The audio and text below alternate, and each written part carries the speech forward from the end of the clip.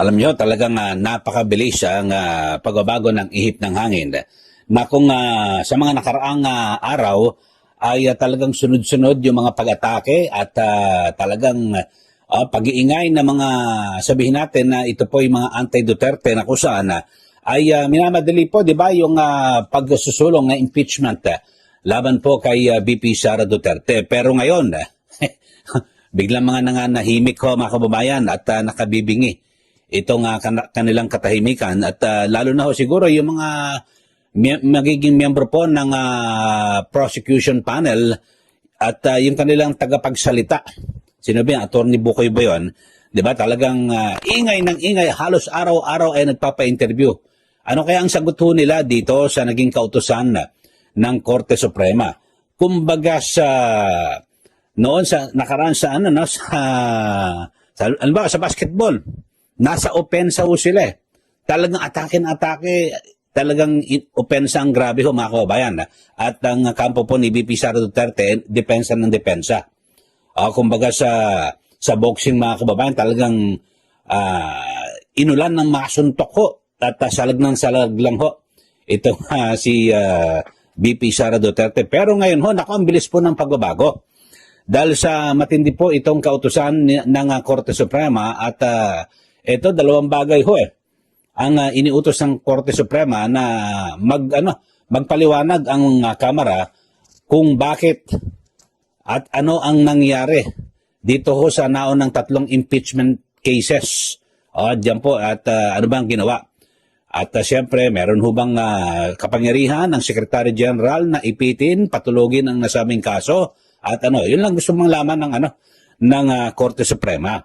At ang matindi ho dyan, lahat po ng 215 na pinasasagot po under oath, kinakailangan, pinasumpaan, yung kanila magiging salaysay, nako grabe ho, dahil sa mismo nanggaling sa kampo po ng administrasyon, di ba, may mga sinasabi na, kaya kami pumirme sa impeachment ay dahil sa baka ipitin yung paglalabas ng kanilang budget. Ayun ho, siguro alam niyo naman ho mga kababayan kung sino-sino yun, no? Pero ito, sasampulan ko lang ho mga kababayan dahil sa ito pong si Congressman Toby Chanco, nagpahayag din na kung saan parang kinukumpir man niya ho mga kababayan na mabilisan ho yung yung pagpapapirma dito po sa ika-4 na impeachment complaint, yung sa huling araw na ng sesyon. Kasi ang sinasabi ho ng Korte Suprema na dapat kung pipirma ka sa isang itong mahalagang dokumento, dapat binasa ho itong impeachment case. Binasa ng maigi, naintindihan ng isang kongresista tapos pumirma. Kung bakit siya pumirma, ganun ho mga kababayan dapat ho. Kasi hindi lang itong simple na basta, sige, pirma. Ito, pakinggan ho natin yung binabang ito ni Congressman Toby Chanco na kung saan, parang naging mabilisan po.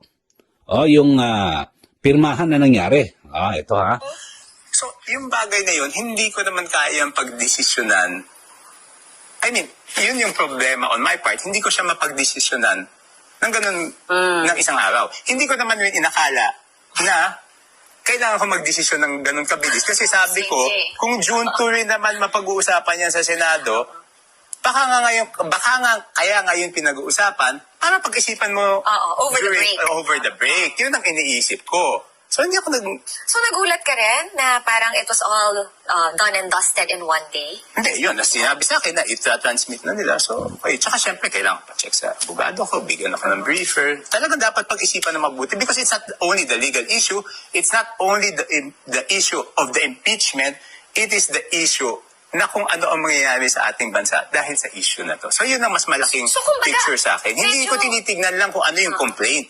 Tinitignan ko kung ano yung epekto nito doon sa ating bansa. So, basically, yun yung parang yung initial words ni President Bongbong Marcos na ayaw kasi magkakagulo lang yung bansa. Hindi ba tayo nagkakagulo ngayon? Di ba? Nagkakagulo na nga, di ba? Okay, so yun po ang pahayag ni Congressman Toby Chanco na yung huling araw ng sesyon ay yung pinapirma raw po itong ika-4 na impeachment. So, kanyang kinukumpirma. Kasi ayaw niyang pirmahan Ang gusto niya ho ay talagang basahing mabuti at ikukonsulta niya sa kanyang abogado kasi yung mga aspetong legal Yun po ang hinahanap ng Korte Suprema na talagang patunayan nyo, nabasa nyo ba? Ang sinasabi, nasa 32 pahina yung impeachment complaint at pagkabasa mo, naintindihan mo ba? Kung naintindihan mo, kung ika ba ay pabor, pirmahan mo. Yun ho, bahay nako, 215. Lahat bang pumirma ay naintindihan? Dito po sa impeachment, yan po ang malaking tanong at aabangan po natin kung ano ang kanilang magiging paliwanag ko rito. Pero alam nyo ho ba, itong si Congressman Rodante, o si Senator, o dating Congressman po siya, no? Si Senator Rodante Marcoleta, meron siyang mga barkada ho dyan, no? Sa mababang kapulungan ng Kongreso. Siyempre, matagal ho siya na naging kongresista at pati noong 19th Congress. Meron siyang biniro at tinatakot na alam niya ho na pumirma pero hindi po naintindihan. Pakinggan ho natin ito pong si Senator Rodante Marcoleta. Ayan, Momento na nagsilbing ebidensya. Mabigat ito. Oo. Paano kung matanong ang isa sa kanila, naiintindihan mo ba ito? Pakala ko ba pumirma ka rito eh. Nakapirma ka na personal mong... May biniro nga ako eh. Opo. Biniro ko lang naman. Marami akong kaibigan naman sa house eh. Opo. Maraming tayo mga binibiro kayo. Sabi ko, bro, Opo. pumirma ka pala. Senator Judge ako eh. Oo. Para naman ka ako magkaroon ka naman ng pagkakataon na ikaw ay matanong naman dun sa yeah. impeachment court. Kung sakasakaling magkakaroon. Opo. Isasuggest ko isa ka sa mga witnesses. Ako na naman nangyayari ko dyan. Papatawag Ikaw naman ka ako pumirma ka dun eh. Testingin lang naman kita kung ano eh. Oo nga naman. Kasi nung una tayong nag-usap, sinabi mo, anong magagawa ko? Mababasa ko ba yan Napakakapal niyan Ang dami naman. Pagkakanya kinakailangan pumirma ka agad. Paano ko mababasa yan? Oo. Pagka pinatawag mo ako dyan, ganyan, siyempre, iibahin ko na yung sagot ko. Nako. Yung sasabihin ko, sasabihin ko, binasa ko. Opo. Di kung nabasa mo, naintindihan mo. Yung susunod kong tanong ngayon. Opo. Malalaman ko ngayon kung talaga naintindihan mo. Huwag mo na nga akong isasama dyan. Sabi na naman niya. Hindi pwede. Kailangan may sample naman. 215 kayo eh. Oo nga po. Naman lang 10% kinakailangan tumayo dyan. Maano ko naman, matanong ko naman kayo. Magkakakilala naman tayo eh. Oo. Sabi niya, utang na loob, huwag mo naman akong, kahit na biro lang ako, kinakabahan. Alam mo yung palang doon palang sinasabi ko sa inyo, magkakaalaman tayo. Lalo ito, Paano mong pananagutan? Oo. 30, kung hindi ko nagkakamali, 32 pages yung petisyon. Ang pinag-uusapan natin, mga terminong pang-abogado to. Technical ito eh. Yes po. Okay.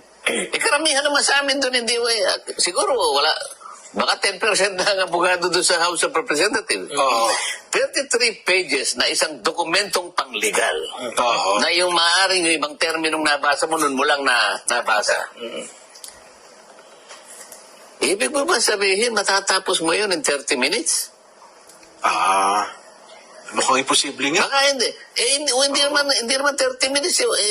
Pagkapirma, siguro, wala pang 2 minutes eh. Yun ang gustong mangyari ng Korte Suprema Bagay dyan. sa utos siya. Opo. Kasi tinatanong niya Oo. binigyan niyo ba? Ayun. Okay, so yun po ang pahayag ni Senator Rodante Marcoleta na kung saan meron po siyang konfirmasyon na meron mo siyang kilalang kongresista na na kung saan ay umamin na basta pumirma lang ako, hindi nabasa yung dokumento na kanyang pinirmahan. So, yun ho, talagang isa po sa magpapatunay na marami pong mambabatas ang hindi na po inintindi yung laman ng complaint basta pirma ng pirma. At base nga sa mga naunang report at may mga umamin na ho mga kababayan, may mga talumpati ho, ang dami ho ako niyan eh. Hindi ko na lang iisa-isen. Alam nyo, sa mga nauna kong vlog ay naisabi ko na ho yan. Na binabagit ho na, nagpapaliwanag sila sa kanilang kababayan na bakit sila pumirma ay para wag daw po maipit at yung kanilang budget sa distrito. Di po ba? So, ito ho mga kababayan, mabigat ho yung mga kautusan ng Korte Suprema na kung saan dapat talagang pag magpapapirma ka ng ganyan, lahat ba yung 215 o lahat siguro yung mahigit sa 300 na miyembro ng Kamara, nabigyan po ng kopya. Tapos, yung mga pipirma, talagang titiyakin mo na ikaw ay naliwanagan at nakumbinsi ka na talagang dapat kang pumirma dahil sa iyong pananaw, sa iyong pagkakaintindi na talagang may basihan. Yung complaint. Yun na, abangan natin dyan. Pero eto, nagbigay lang ako ng mga ehemplo. Yung kay Congressman Toby Chanco na sinasabi na kanyang kinukumpirma na para isang araw lang ho yung huling session day ng Kamara, doon nagkapirma, nagulat pa nga raw siya, bilis gusto niya kasi talagang basahin mabuti at ikonsulta pa sa kanyang abogado. Yun po ang tama, ang sinasabi po ng Supreme Court. Tapos si Senator Marcoleta naman, binamagit niya, meron siyang biniro nga, tinatakot niya na talagang hindi po nabasa yung complaint. So dito ho talagang mahirapan. So yun po, ang bilisun ng pagbabago, no? Yung ihip ng hangin, mga kababayan, at talagang naman yung kapalaran. Kung noong una, nang talagang halos araw-araw po nagpapa-interview itong mga magsisilbing prosecutor sa impeachment na kung saan dapat ituloy niyan. Talagang binibira po nila ang Senado na forthwith pati yung mga nagpapakilalang legal expert na pag nakita mo naman, inugat mo naman talagang anti-Duterte, dapat forthwith. Meron pang nagsalita dyan, di ba? Sina Attorney Christian Monsod, dating Associate Justice Carpio. Ang dami ho, mga sinasabing mga legal luminaries, yung mga eksperto di umano, na dapat mabilisan. Buti na lang, ang ginawa ko ng Senado, pumreno muna. Oo, sige. Pero doon muna tayo sa unang step. Alamin muna ang jurisdiction, sabi nga ni Senator Alan Peter Cayetano. Baka naman nagmamadali kami tapos yung pala, hindi naman pala amin dapat yan. O hindi namin dapat nagawaran. Wala. Resolbahin mo na ang jurisdiction. Yun ho ang ginawa ho ngayon ng Korte Suprema. Inaalam lahat at para kung mag-isano kwentas klaras, malaman at ito ho ang kanilang pagbabasihan sa mga naunang petisyon na pinagsama-sama na kung saan nagdanais ay patigil yung impeachment trial laban po kay BP Sara na nakahain po sa Senado noong 19th Congress. Iba pa ho yung issue kung yan po ay tatawid sa 20th Congress dahil sa abangan natin sa July 29. Makatapos po isang araw na sona ng Pangulo, nako, grabe ho, titignan ho natin yung mga debate ho dyan. Okay, so sa mga bago lang po sa ating channel, subscribe na po, paki-like at share. Maraming salamat po. Muli, ito po si Ka Eli. Magandang araw po sa ating lahat.